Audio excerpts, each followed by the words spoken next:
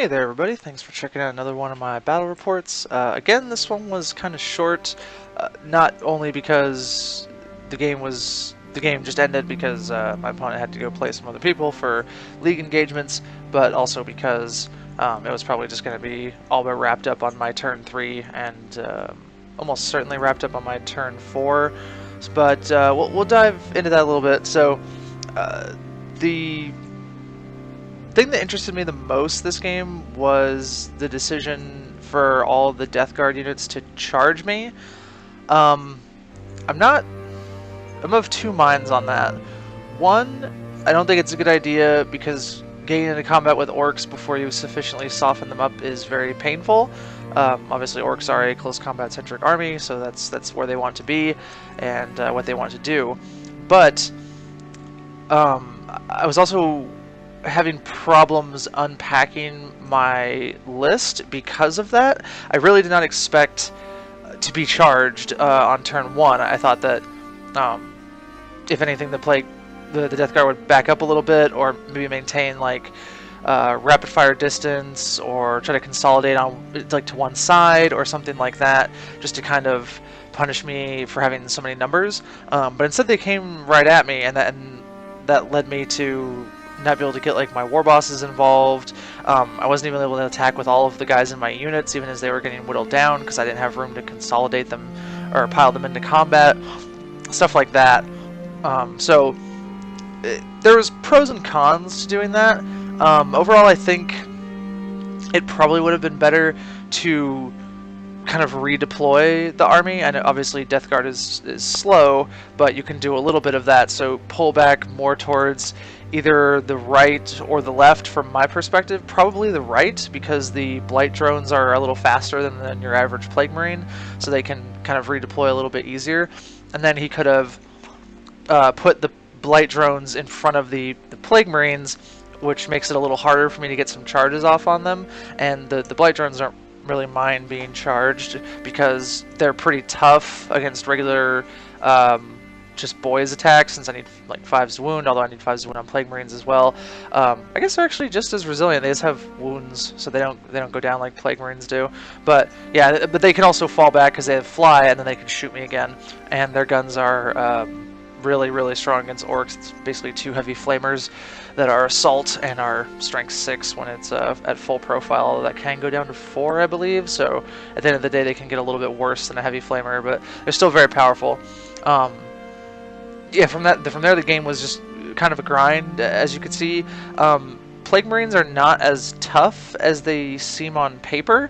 They have a good toughness characteristic, and they have disgustingly resilient, but they're also very expensive, and they only have 1 wound. So every loss that they take is very impactful, and then they're not particularly good at shooting or close combat compared to any other Marines. Like, they have plague knives, so they can reroll 1s to wound, but they don't put out the number of attacks or anything like that that you would like to see from a combat-oriented unit. So I think that ultimately me beating combat was, us being in combat was better for me, because I have the volume of attacks. You know, I had the psychic power advantage. I have more fighty characters, things like that, and that allowed me to kind of start pulling away. I also have a lot more room to use the open spaces on the board. I jumped my pink unit behind the lines. They didn't get their charge off, but they were still kind of in the open.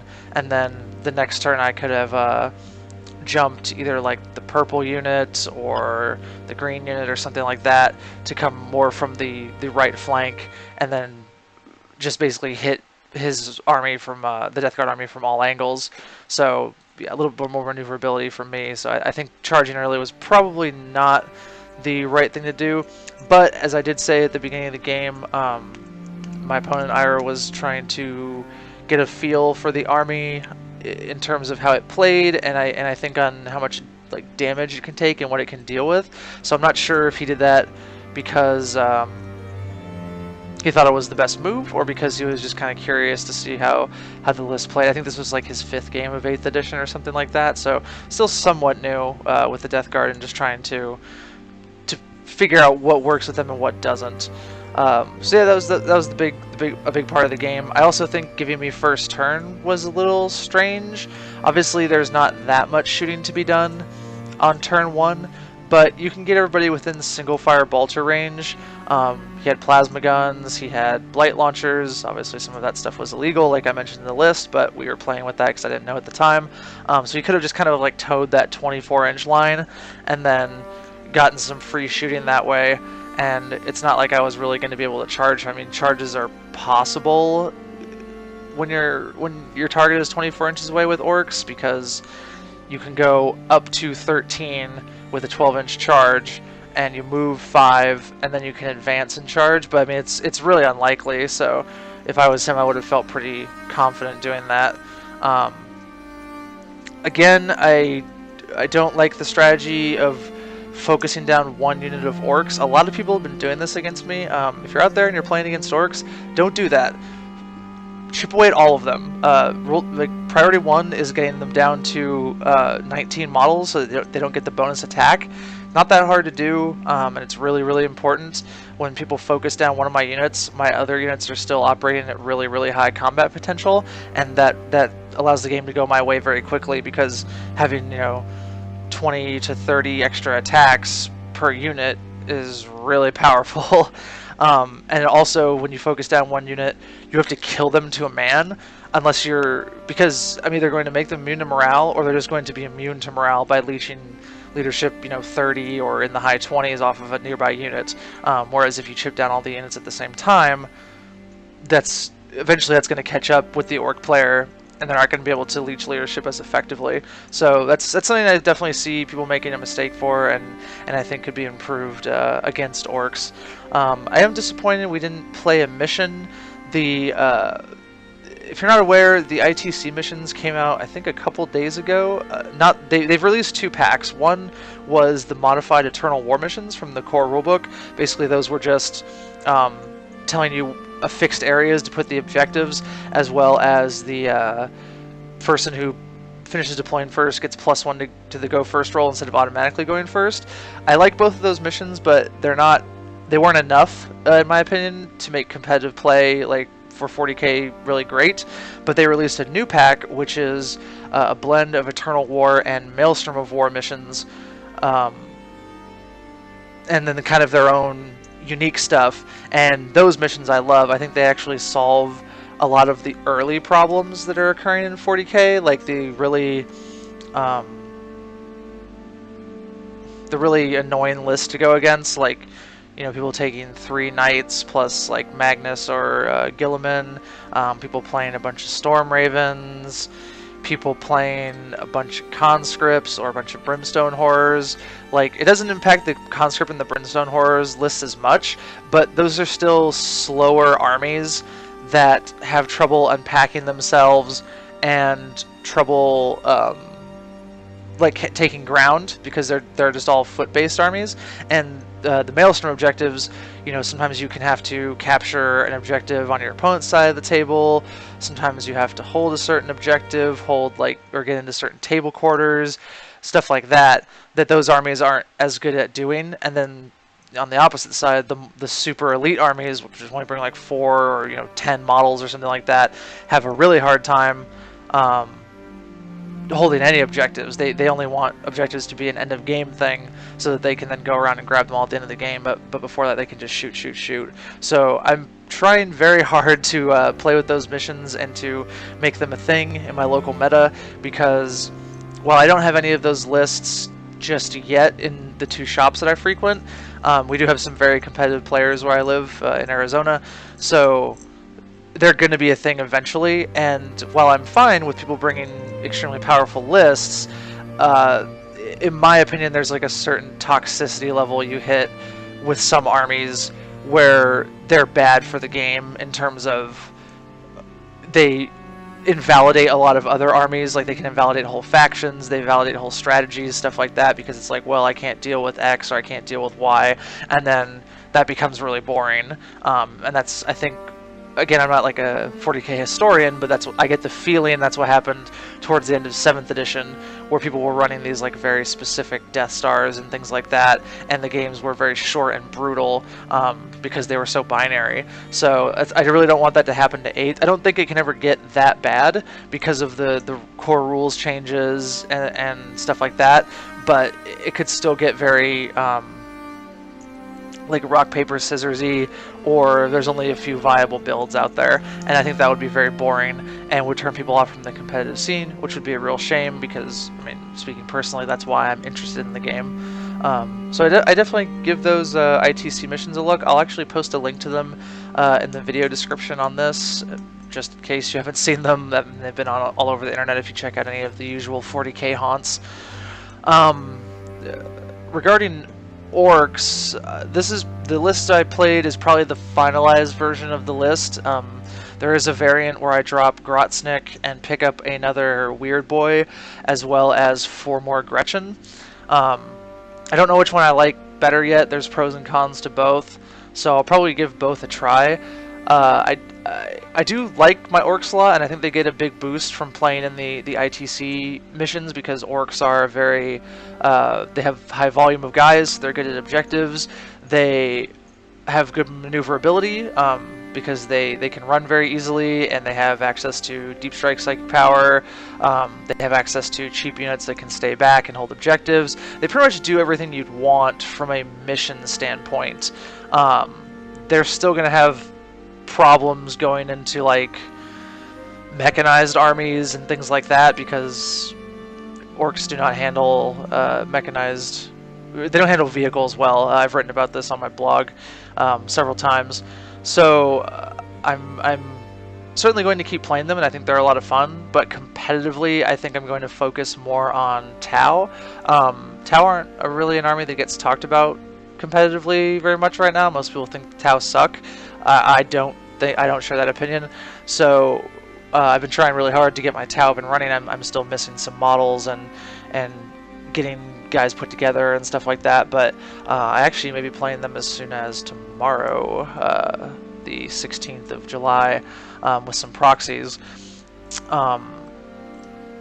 So yeah, I mean, that's just where my head's at as far as the factions I have access to right now. If I'm going to focus on the game competitively, I think I'm going to do so with Tau, just because they can deal with all the really high-powered lists out there. Like, they can deal with 7 Storm Ravens, they can deal with a whole bunch of dude spam, they can deal with, you know, tanks, all that kind of stuff, at least the way I've built them. Of course, there's always, you know, strong and weak builds within any faction, and they also can do the mission things that you want. Like Tau are have good maneuverability. They're not a gun line like a lot of people think they are. At least I don't think they work well as a gun line. They're not guard, so they can have good access to deep strike. They have pretty fast moving guys. They can also advance at low penalties or no penalties depending on the build that you're running and how many marker lights you have. They can have cheap guys that can hold objectives, which is very important. So they have all the pieces to do something there. So that's where I'm kind of focusing my attention. I also just think it'll be a little bit easier to keep track of what's going on in a game. As you could see if you read the battle reports that I put out, it can sometimes be difficult to remember, like, okay, how many Orks did I lose this turn from which unit, and which unit did it, and it's just having so many guys, it gets a lot to remember. And then it's also, even with the movement trays and everything I have, the games get very hectic, and I think they get a little, I want to say clunky, because terrain is annoying. I have to use the wobbly model syndrome rule a lot, like put down a guy as a guider or something like that so my opponent knows where the unit is, things like that.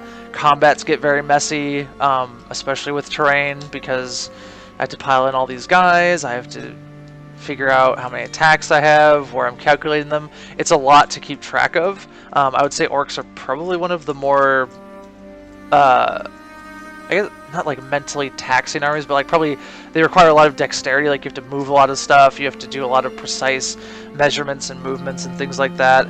So while I'm fine doing that in friendly games, I think over the course of even a 3-round tournament, by the last round I'd be like really burned out, just mentally and tired and things like that. So That's something I have to consider. I don't know that that's the case, but even playing like my Age of Sigmar list, which has a lot of guys in it for Age of Sigmar armies are much smaller than 40k armies can be in terms of model count. I would sometimes get that way, and I only had like less than 100 models in that army, and in my Orc army I have almost 200 models, so that's a big jump. And then this is a combat focused army, while my Age of Sigmar list was very shooting heavy. Shooting heavy armies are just a little easier to play in terms of like moving stuff and all that. So yeah, that's kind of where my head's at with those. Going back to the game was kind of whatever. It was really just a straightforward grind fest. I didn't get a chance to experiment with that many things. Most of what I wanted to do or predicted came true. Like, I knew the blight drones would be a big problem, and I had to get my characters into them. I was unable to do that because, as I mentioned, I had problems unpacking my army. I was pretty sure I was just going to overwhelm him with numbers because, like I said, Plague Marines are not as tough as they advertise themselves to be. So if you're going up against them, I mean, if you have volume of attacks, like, they'll fall down to that eventually. I mean, they're just Marines at the end of the day, more or less, in terms of resiliency. Like, toughness 5 really only makes a difference for some small arms fire. Toughness 5 guns are not very prevalent right now. Most things are like toughness, or strength 5 guns, I'm sorry. Most things are like strength 6. And then they have disgustingly resilient, which is definitely a good rule, but doesn't help them much against multi-damage weapons, which are some of the more popular things to shoot Marines with. Like, if you have to shoot a Marine with a las cannon, it doesn't feel that bad compared to shooting a las cannon at like an Orc or a Guardsman or something like that. So it's like, okay, take 3 or 4 or however many disgustingly resilient saves to keep that guy alive. They're not going to pass that many. So it's kind of a deceptive rule in how good it is. Death Guard definitely don't suck or anything, but like I was talking with Ira about the list, I think they work much better as a mechanized army. They're not fast. They want to be in like a medium range firefight, so foot slogging is a problem. Even the Blight Collar giving them 2 dice, pick the highest on advances, isn't great, because if you're advancing you can't shoot most of their guns, and the guns you can shoot are at decreased accuracy. So I think it's just better to have them in rhinos and just, you know, pop smoke, move up, have some long range elements to help you deal with stuff, you know, like some predators, or I think they can take defilers and land raiders, so some of that would be good. Obviously they're getting a book very soon. They're probably going to be the book after Space Marines, because Space Marines are going to be first, of course, because they're like the flagship army, but Death Guard are in the starter set, so it would make sense that they were like the second army to get a book, and they've already been teasing models for them and stuff. Like, they have a new tank of some kind. It looks kind of like a Demolisher or something. So we'll see what kind of, you know, new options they get. They have really powerful psychic powers. I think they have one of the best psychic power lores in the game. Definitely not like top 3 or something, but probably pretty far up there. Hilariously enough, the Heretic Astartes one is better in the same book, but they do different things, so it's kind of, I mean, the Heretic Astartes powers aren't as useful in Death Guard as the one that Death Guard actually get, which is kind of funny. But yeah, we'll see how they change with their book. If there's any aspiring Death Guard players out there, I would definitely tell you to probably invest in some rhinos and diversify your special weapon choices. I don't think the Blight guns are, I forget the name of it, are particularly great. I'd rather have plasma or meltas, and then just use bolters and stuff like that to deal with hordes, because the Blight guns, I think they're like strength 6 minus 1 or 2 AP, and they're like D3 damage, which is not good enough to deal with vehicles. They don't have the strength to deal with vehicles or monsters, and they don't have the AP to deal with them either. And then they're overkill on most infantry, because they don't have a high volume of shots, and then they win most things on 3s, but their AP isn't amazing, and then the D3 damage is often wasted. So they have like a really weird profile. like I would just prefer to have an auto assault cannon or something. So yeah, I'd stick with plasma and melta as like the tried and true. Probably 2 plasma for every 1 melta unit. So if you have like 5 units, I'd take like 3 plasma, 2 melta. Yeah, a lot of people play Death Guard in my area, which I'm not surprised by because, like I said, they come in the starter set and they're like they get a book soon. So I'm sure I'll play against them some more. I think the game I'm supposed to play tomorrow is actually against Death Guard as well, but I'll be using Tau if I actually make that game. So yeah, those are kind of my thoughts about the game and the army. Probably going to be playing less Orks in the future, like I said, and focusing more on Tau, just because I think they play a little bit faster. It's less stuff for me to lug around, all that. I'll definitely have Orks on hand if I want like a change of pace, or if somebody wants to test against them. I'm pretty happy with having a very large horde army and a very small elite shooting army, because it lets me switch it up when I want to. You know, I'm not going to get bored of it. I can kind of do both extreme, which is fun. So yeah, that's what I got. What I got on the horizon. I also have my League 1,000-point game sometime this week against Dark Eldar, I believe. So we'll see how that goes. I don't know what I'll bring yet. I might bring Orks. I might bring Tau to that. Yeah, that's what I got. That's what I got coming up. So thanks for watching, and I will try to post some more battle reports this week, but we'll see how it goes. Like I said, I have been pretty busy with personal stuff, so haven't been able to get my usual like 2 to 3 games in as easily per week as I wanted to. But I'll get back on track at some point. You know, it's real life will always fade away in favor of 40K. So hopefully I'll be posting a lot more stuff lately or soon. Sorry, it's very late here. So yeah, thanks for watching, and we'll see you guys next time.